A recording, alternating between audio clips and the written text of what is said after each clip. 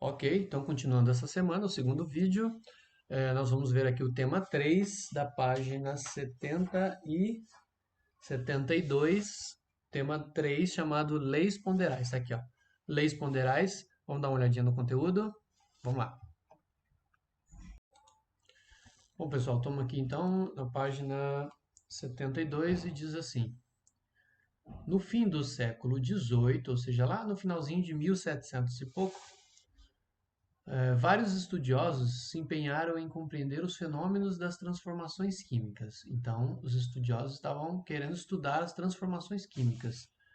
Por meio de atividades experimentais controladas, envolvendo diferentes reagentes e produtos, foi possível observar, comprovar e estabelecer leis universais, isso aqui é importante, ou seja, regras que regem as transformações químicas com base nas suas massas. Essas leis elas foram chamadas de leis ponderais. A palavra pondus vem do latim e quer dizer peso. Então, estavam preocupados em produzir reações químicas, estudar essas reações químicas e observar principalmente quanto aos pesos e às massas de cada, do que eu tinha antes e o que eu tinha depois. Tá? Então, vamos seguir.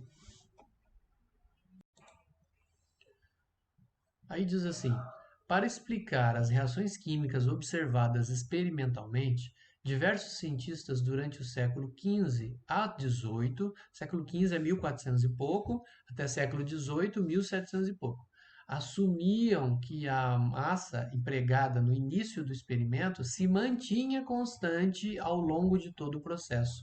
Isso é importante, ó. A massa, o que eles observaram? Que a massa empregada no início do experimento era a mesma ao longo de todo o processo. Se você pesava lá uma substância, tinha 1 quilo, depois, se essa substância dava origem a duas, você somava as duas juntas numa balança, também tinha que dar 1 quilo. Ou seja, a massa não sumia, não desaparecia e nem surgia a massa do nada. Tá? Esse fato ele é válido apenas num sistema fechado.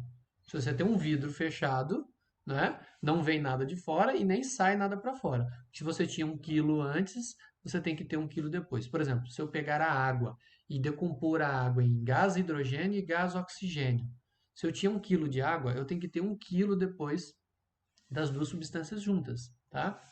Bom, aí diz assim: no entanto, havia também aqueles que discordavam dessa ideia. Então havia aqueles que discordavam dessa ideia e tinham outras hipóteses, como a teoria do flogisto.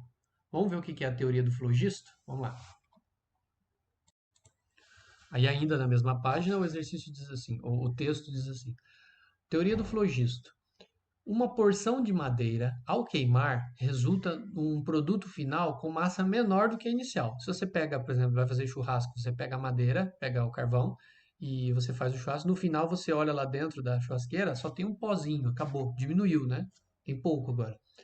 No início dos estudos sobre a matéria, os cientistas concluíram então que existia determinada substância ou composto fluido que era consumido quando o material era queimado. Eles achavam que tinha dentro das substâncias, dentro do material, uma substância que eles chamavam de flogisto, e isso era queimado, é isso que desaparecia. Tá? E aí diz assim: a esse suposto componente da matéria, o químico e médico alemão Georg Ernst Stahl deu o nome de flogisto. Aqui, ó, flogisto. E, então, o que, que era isso daí? Era determinada substância ou composto fluido que era consumido, ele desaparecia quando o material era queimado. Tá? Ele achava isso. E aí ele criou a seguinte teoria. O flogisto é um componente que todo material combustível tem. Todo material combustível tem flogisto.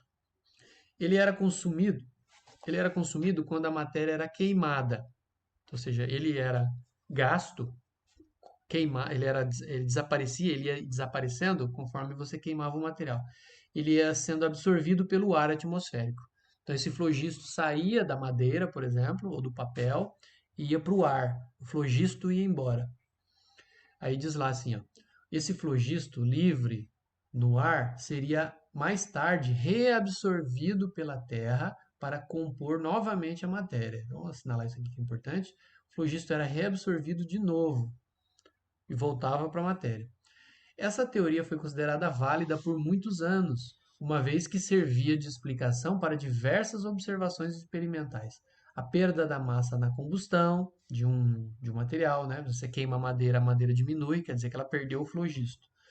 O não acontecimento de uma reação de combustão quando não há presença de ar. Então, tinha que ter ar para ver a queima do flogisto, senão não acontecia, né? Então, eles falavam, não está queimando porque está faltando ar. E o flogisto só vai para o ar. Se não tem ar, não tem fogo. Ah, então, está dizendo aqui, ó, não acontecimento de uma reação quando não tem ar. Tá? E outra aqui, né? A perda de massa na combustão. E então aqui, e o fato de uma reação de combustão, uma queima, terminar depois de algum tempo. Fim do flogisto componente da matéria. Ou seja, você põe fogo na madeira, põe fogo, uma hora acaba, vai virar cinza. É aqui que eles diziam, acabou o flogisto. Queimou todo o flogisto, né? Consumiu todo o flogisto, acabou o fogo. Mas será que essa teoria é verdadeira? Hoje a gente sabe que não, né? Não existe essa substância flogisto. O que acontece é que parte do material, por exemplo, da madeira é queimada, ele vai naturalmente para a atmosfera na forma de gás carbônico, na forma de vapor de água, de monóxido de carbono. Ele vai realmente para a atmosfera, mas não é flogisto, é o próprio material que estava na madeira.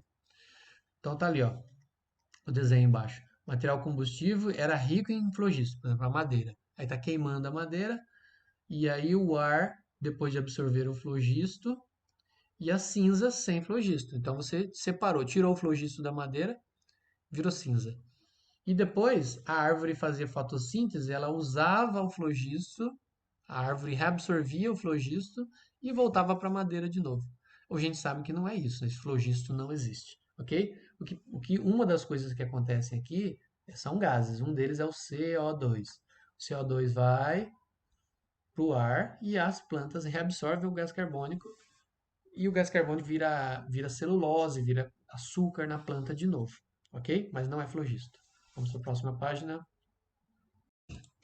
Bom, aí na página 73 diz assim: em meados do século XVIII, ou seja, 1700 e pouco, nenhum cientista havia proposto experimentos que comprovassem diretamente essas hipóteses. Não tinha experimento, eles só falavam, era só achismo, né? Falava que era e acreditava e acabou.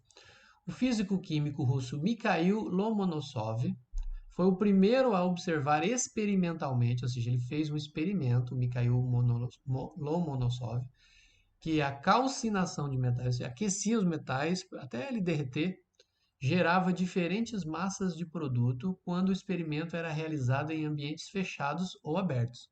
Então, se você fecha um local com metal lá dentro, ou ele fora e pesa, um tubo fechado ou um lugar aberto, você pesa depois que você aquece metal, você vai ver que tem massas diferentes. Entretanto, em razão de alguns equívocos e da falta de conclusões reais registradas e dirigidas à comunidade científica fora da Rússia, seus resultados acerca da conservação da massa não representam uma grande descoberta. Então, o resultado dele, digamos assim, não valeu muito, né, para a conservação das massas. Aí, seguindo, aconteceu o seguinte: poucos anos depois, com base nos poucos registros experimentais de Lomonosov, o químico francês Antoine Laurent Lavoisier, esse sim, bem famoso, 1743 a 1794, provou experimentalmente que a calcinação do mercúrio metálico gerava um produto de mesma massa do sistema inicial que havia o consumo de algum outro componente no ar nesse processo. É, quer dizer, aquecia o mercúrio até ele ficar muito quente e eles viram que a massa era a mesma, mesmo que havendo a mistura com oxigênio ou com alguma substância componente no ar. Mais tarde, o próprio Lavoisier descobriu e descreveu que esse componente era o gás oxigênio. Tá? Então, descobriu que para ver a queima, o aquecimento dos metais, havia o consumo de oxigênio. Esse mesmo achado também era observado ao aquecer outros compostos metálicos, como o estanho. Quando fazia com estanho, dava a mesma coisa. Com isso, ele finalmente propôs o que hoje conhecemos como a Lei da Conservação das Massas ou Lei de Lavoisier. O que ela diz? Ela afirma que a massa total das substâncias que participam de uma reação química permanece constante ao longo de todo o processo. Ou seja, se você pegou 1 quilo de metal com 1 quilo de oxigênio, lá no final você vai ter 1 quilo mais 1 quilo, você tem que ter 2 quilos, certo? Se você tinha 2 quilos no início, você tem que ter 2 quilos no final. Afinal, as coisas não desaparecem, elas só se reagrupam, né? Mas elas não somem. Aqui nós temos uma imagem do Lavoisier com a esposa, e a esposa dele ajudava ele nos experimentos de química, né? E aqui no texto diz assim: com a célebre conclusão de que, foi Lavoisier quem disse isso, na natureza nada se cria, nada se perde, tudo se transforma. Enunciado a lei de conservação das massas. Essa é a lei de conservação das massas, ou seja, as coisas não somem e nem surgem do nada, elas só se transformam. Lavoisier solucionou um grande enigma científico da época e passou a ser considerado o pai da química moderna.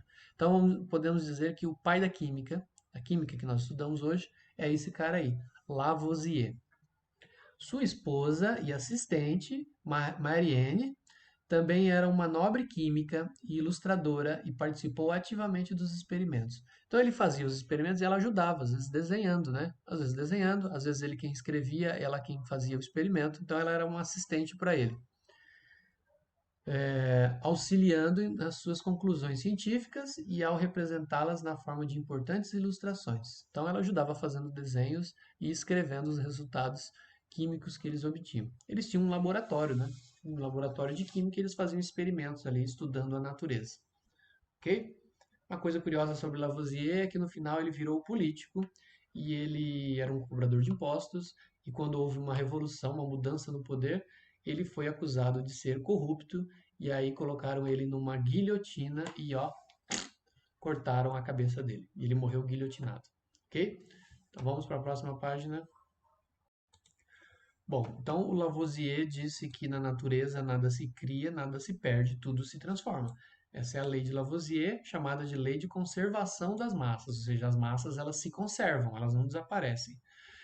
Agora vamos ver aqui a lei das proporções definidas, que é do Proust, lei de Proust.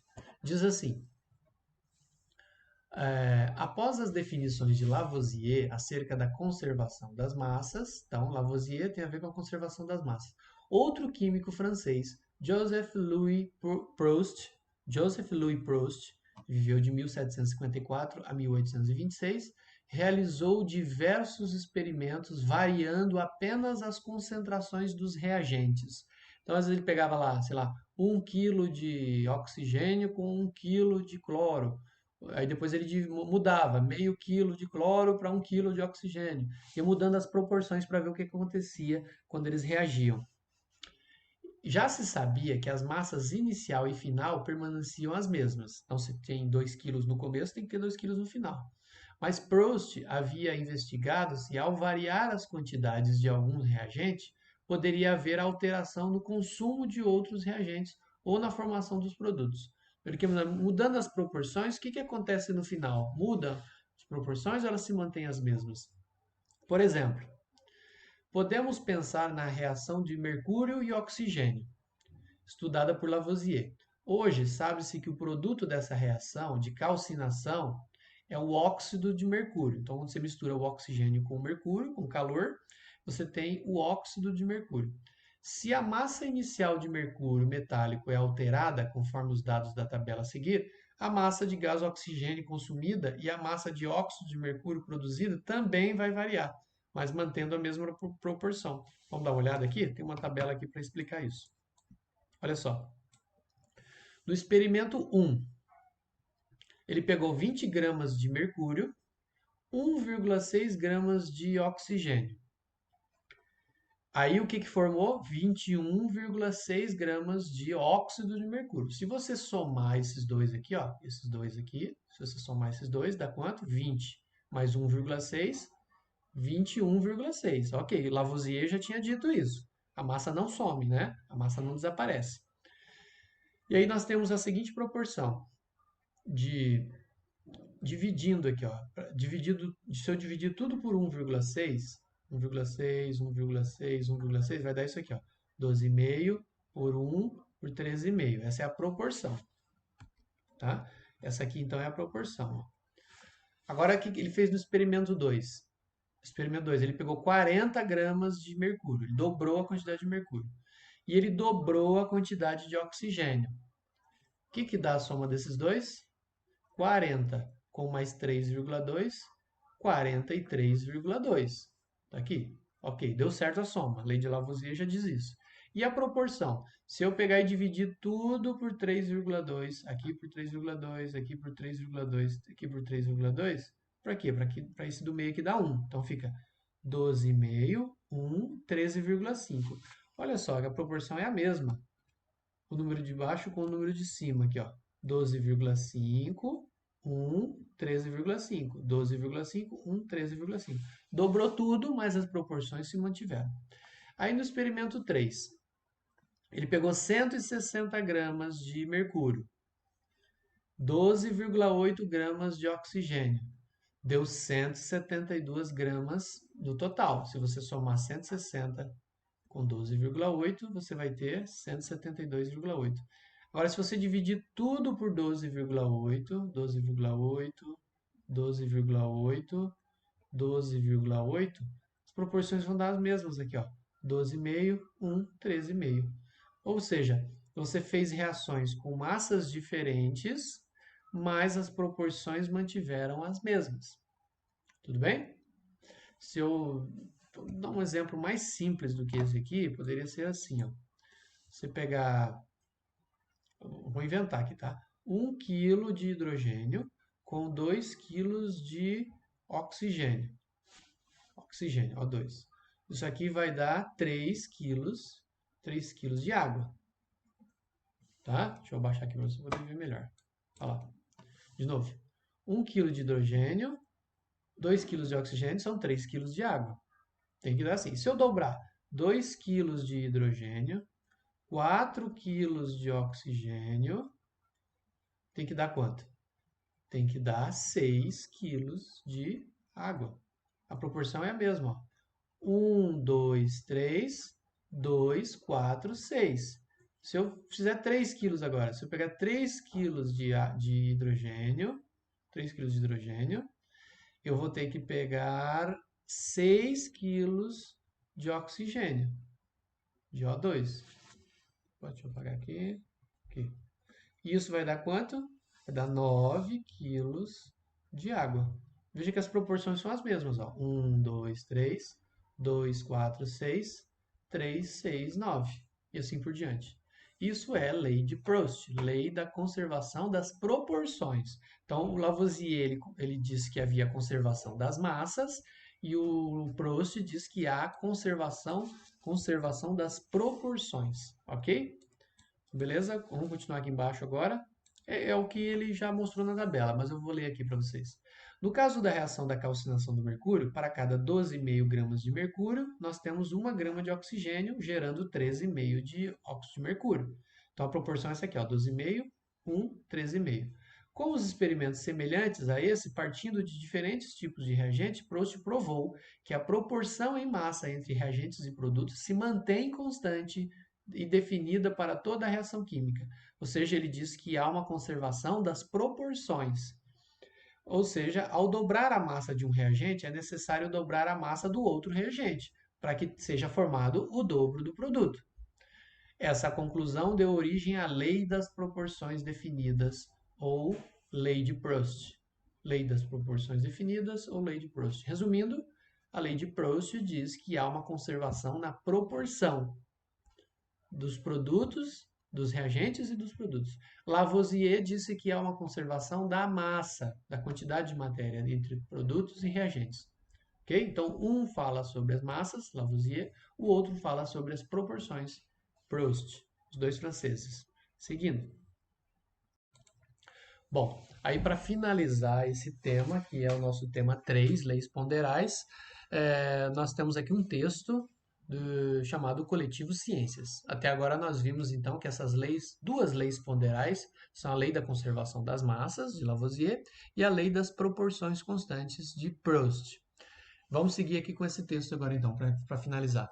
Dos alimentos às armas. A produção de alimentos que sustenta a humanidade é possível, em grande parte, devido à reação química entre o gás hidrogênio e o gás nitrogênio que produz a amônia. Veja só o que ele está dizendo, que a produção dos alimentos que sustenta toda a humanidade tem muito a ver com essa reação aqui, ó.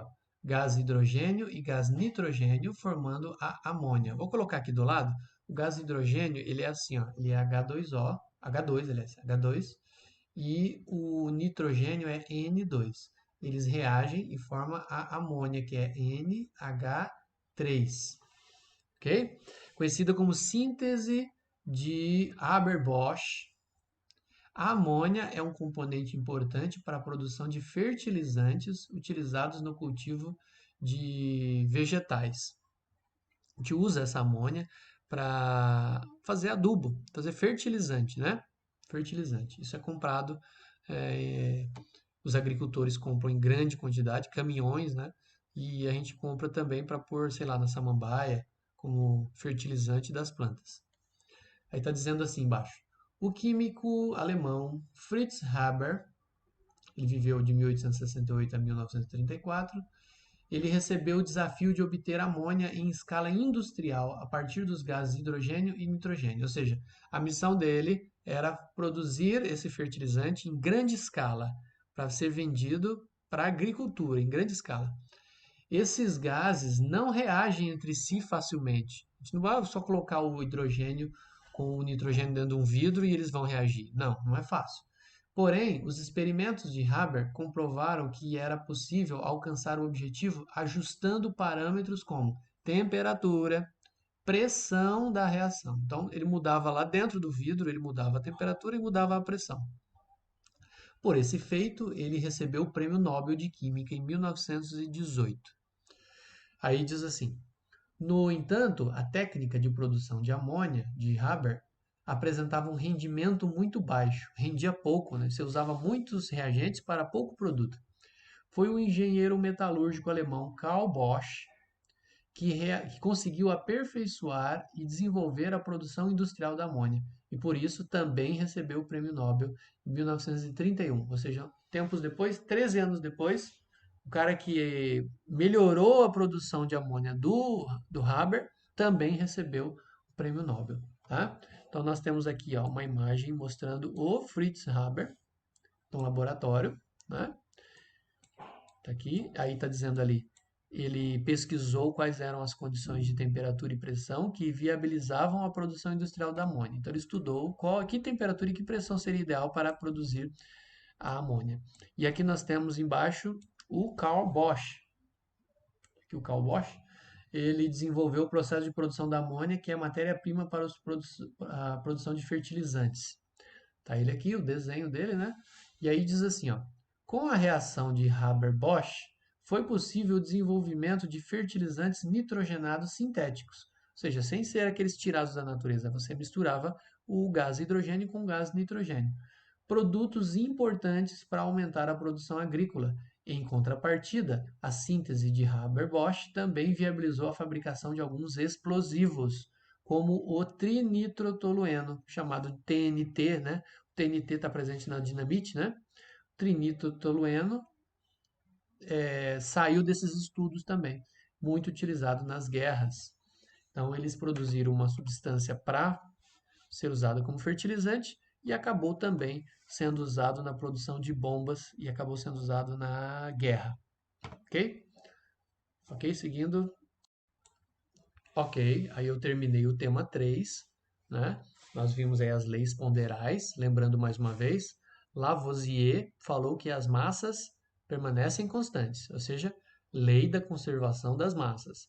Proust disse que há uma proporção entre os reagentes e os produtos. Então ele descobriu a lei da proporção, das proporções constantes, chamadas também de lei de Proust, ok? Essas duas leis são chamadas de leis ponderais, ok? E aí a gente termina então o tema 3 com esse vídeo.